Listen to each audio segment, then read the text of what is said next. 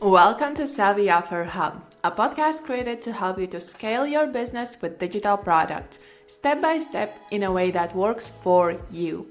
My name is Eva, and I'm here to bring you years of behind-the-scenes experience with no fluff, unfiltered thoughts on all things related to online courses and creating the business you will love. Messy action, simplicity, and living the life you desire is what we're here for.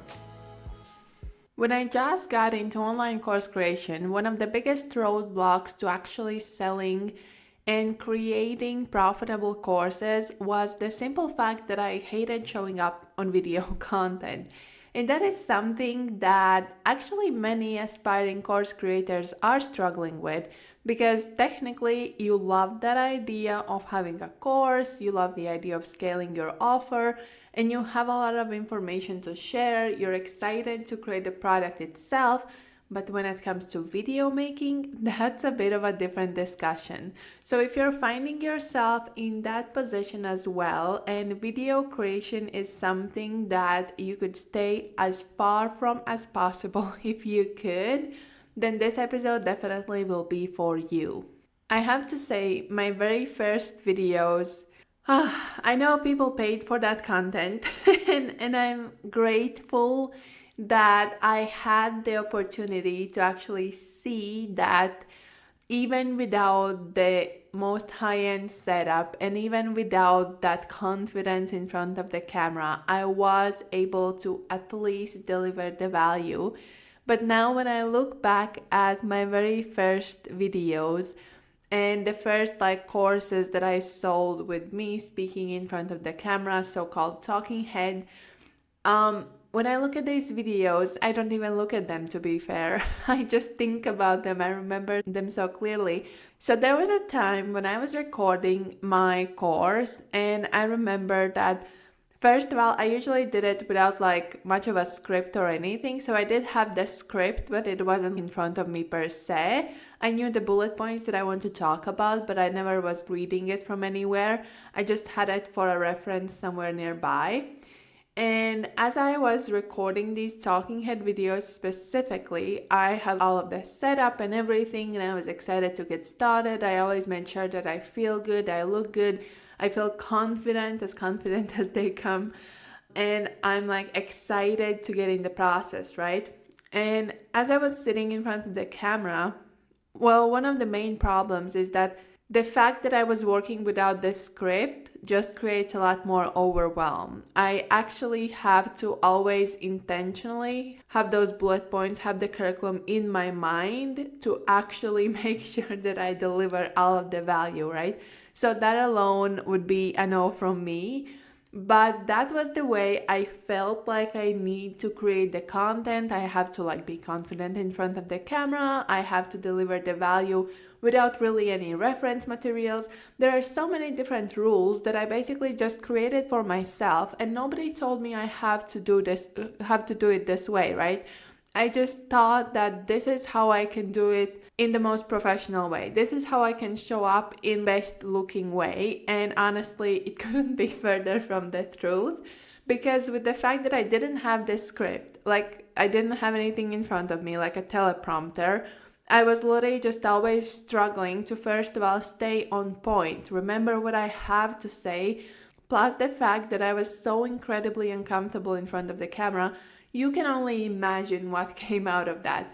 And along with that, there were many cases, especially for that one course, where I kept re-recording the same videos again and again and again. And honestly, I don't even want to go into the numbers how many times I could record one video, because that is just too much to even discuss, okay?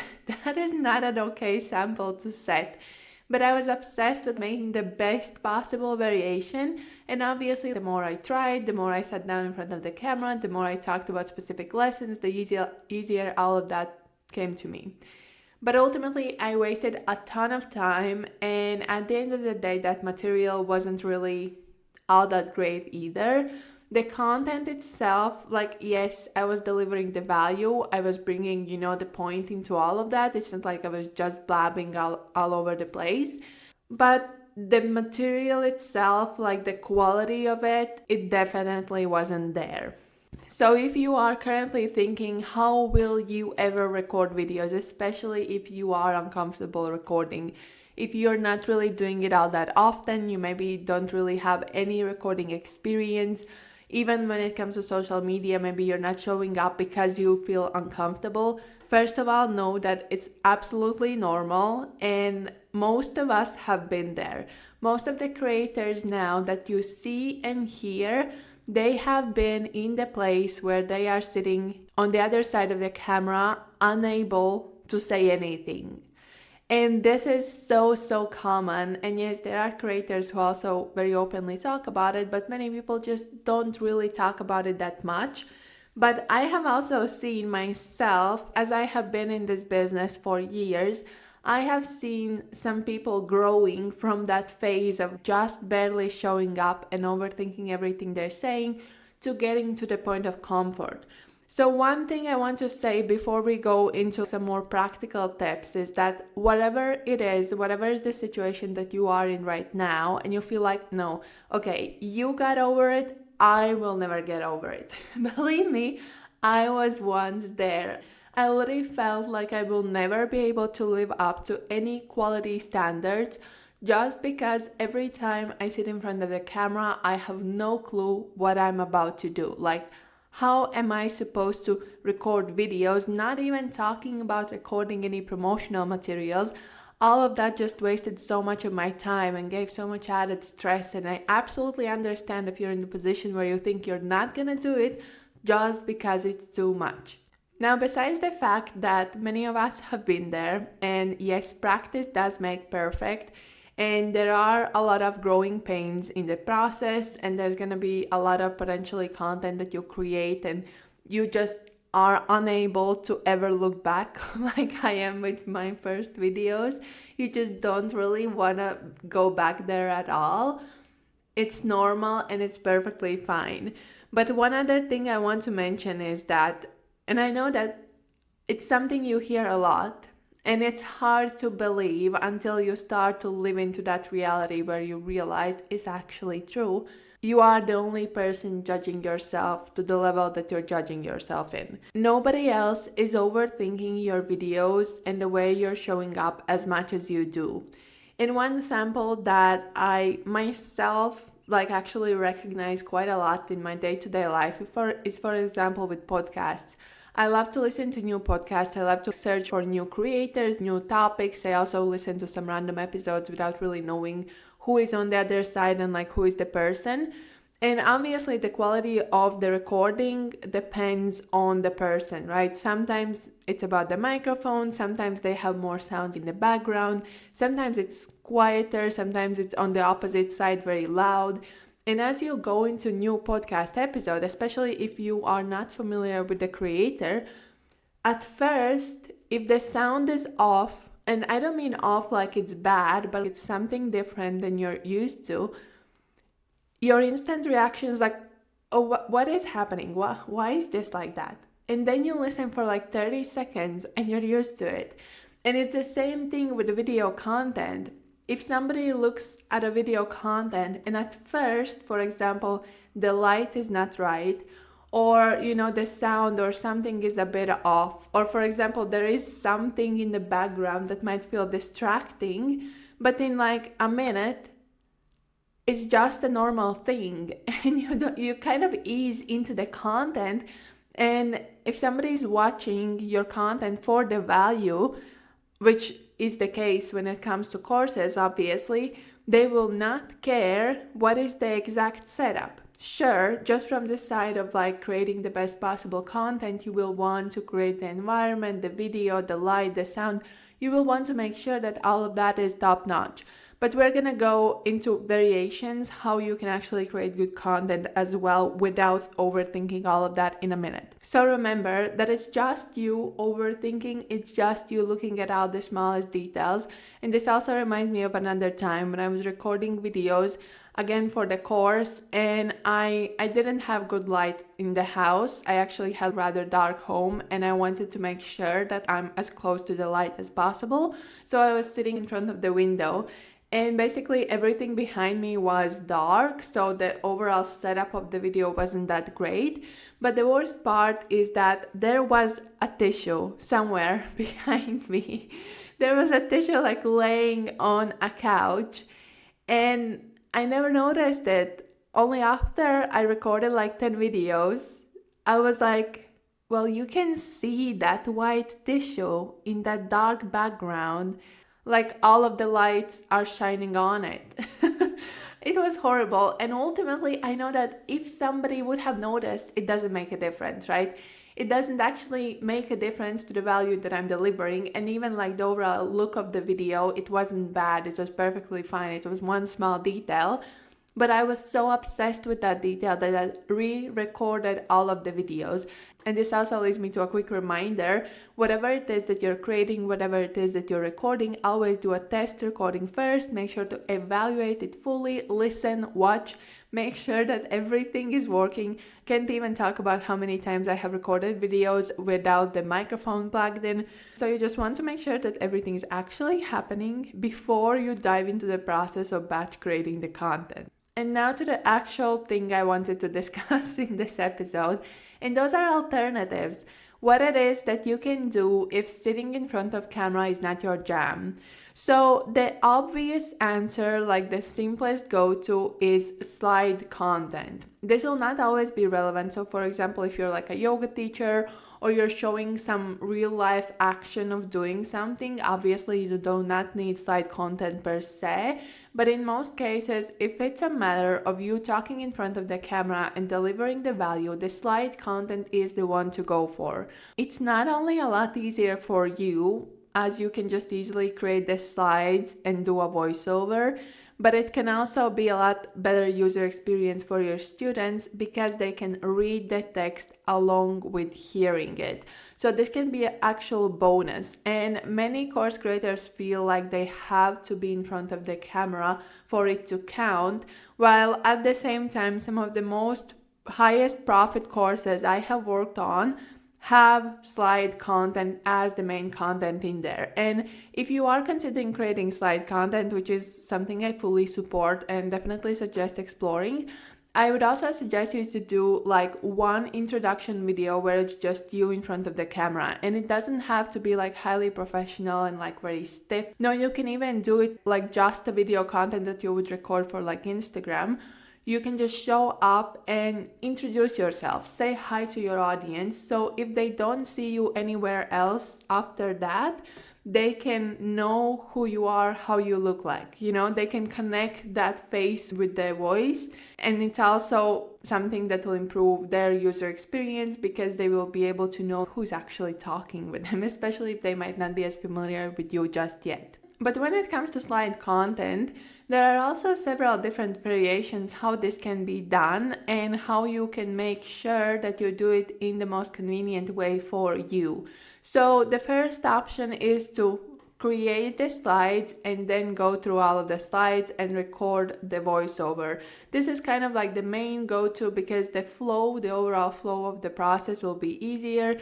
You can make sure that everything is in the slides. You know, the slides will be great reference material for your talking points, so it all makes perfect sense. Additional variation is to do the same thing with the presenter screen. So when it comes to the presenter screen, is that small bubble that will be somewhere on the screen and you will be visible in it. But the bonus of the presenter screen is that you are so small in there, so they see you and they can connect with you, but you're so small that you don't have to overthink exactly what you're doing or how you look like or how is the setup. You can use the simplest laptop camera to do that and it will be perfectly fine. It will add more of that interaction in the video. It will be more fun for your audience to actually see you as well. But if this is a hassle for you and you feel like it's too much to actually get it done, you don't have to. It can be just a nice bonus to consider. And another variation of the same thing is to first record the audio without the actual presentation. And this is something I started practicing recently when I got to the point where I have created like thousands of different presentation slides. I'm so done with them. And this is one thing that I can't really outsource, as the designer within me is like really, really specific about what and how I want. And for me, it's really, really hard to outsource slide designing. So I want to do it myself, but I'm like done with actual doing it. So what I started doing instead, to keep moving forward and to like keep my creative juices flowing, I started recording audios because I know what I want to talk about. I have like that base idea. Sometimes I also make some notes. Sometimes I just do it, just talking. Either way, I after that can create the slides, and I find it easier for me to create slides later. Also, it's less work when you get to that point of flow, when you know what you're going to be talking about. You get to the point where it is a lot easier to do it without the script, so you can just record the content. And this will not maybe always be the case for courses per se, as you have to be like a bit more specific about like specific content that is in there. But in case when you're like creating some kind of a masterclass or any kind of a quick win, or you want to send something to your mailing list, or maybe you're creating like a mini product or anything like that, you can easily do it like off the bat without the actual script. And that saves you a lot of time, because then you can just have the audio, and after audio you can do presentation slides. And obviously, now that you already have the audio and you're presenting all of the key information, it can also be a lot easier thing to outsource, because if there's somebody who can help you with the designing part of the slides, they will have all of the base information, and again, you will not have to do the actual writing. Whether or not you need the script for recording is absolutely up to you. I personally prefer to talk off the script because it's just easier for me to be in that flow. But when it comes to the course content, and if I know for a fact that I want to talk about something specific, then having script can be very helpful. My main message with all of this is that there are plenty of different ways to go when it comes to recording content, and you should really experiment before you can find that flow that works for you. And if you are camera shy, or you just really, really dislike showing up on video content, I would still suggest you to practice it, even if just for yourself, because it will help you eventually. Even if you feel like it's the last thing that will happen, it will help you to get more comfortable. Another thing that really helped me was to edit my own videos. This helped me to practice actually looking at myself from the sidelines, as painful as that might be.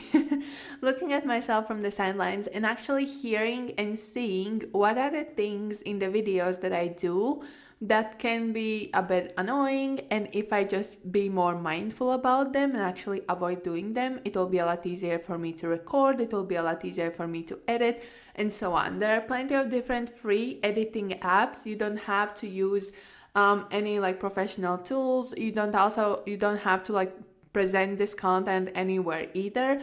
Just do it for yourself. You can record like a 10-minute presentation on a specific topic with just you sitting in front of the camera talking. And this is a great way to just build up your confidence. Yes, if you're ready to just dive right in, I would suggest just start doing like daily Instagram stories, or start doing reels or something. All of these small things can also ultimately help you to later down the road be better at video making. Even if you're not going to be showing up in front of the video per se, it will help you to learn how to hear yourself, how to present yourself, how to recognize those small things that you say or do that you can actually learn to undo. And this is also another challenge for myself right now. As I have started recording podcast, I also hear a lot more of some things that I say and the way I discuss things, especially off the script. I have noticed, for example, that I often repeat the same thing. So I almost feel like if I say the point once, it will not be delivered. But if I keep repeating it, it will like settle in.